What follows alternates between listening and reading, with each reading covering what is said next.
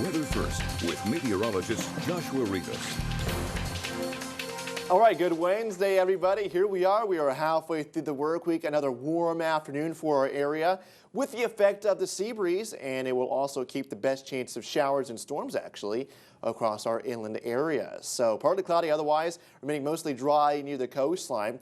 Thursday and Friday, we'll have the moisture sticking around, if not increasing, across our area. We will also have an upper level disturbance rolling in close to our region, which will help to cool the temperatures aloft or in the upper levels of the atmosphere.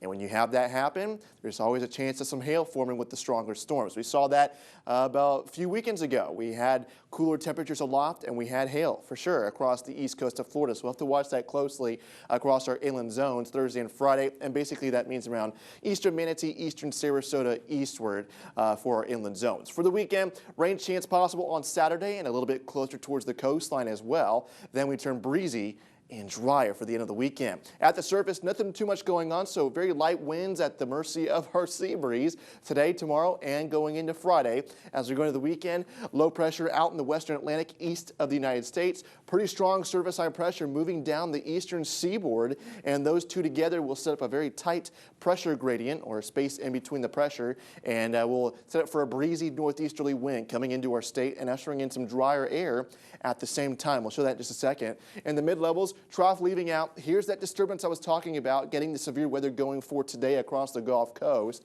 But we're close enough towards our area for Thursday and Friday for a chance of those stronger storms. Otherwise, it fizzles out for the weekend, and high pressure begins to build in very strongly and set up a blocking pattern where you have a cutoff area of low pressure across the Rockies and parts of the southwestern United States, and we end up staying warm and drier for the end of the weekend and the first half of next week. Here, look at that moisture I was talking about. So we have moisture in place to end the work week. Then watch for the weekend. That breezy northeasterly wind comes in and ushers in all that drier air across our area. So the rain chance should be out of the picture as we go Sunday into Monday. Temperatures for today, very similar to yesterday, reflective of the sea breeze, low 80s near the coast, upper 80s inland where the best chance of rain will be, albeit rather light increases tomorrow. For tonight, maybe a slight chance of rain ending at least across our inland zones. Otherwise, low or mid to upper 60s. Still pretty mild out there as we go into your Thursday.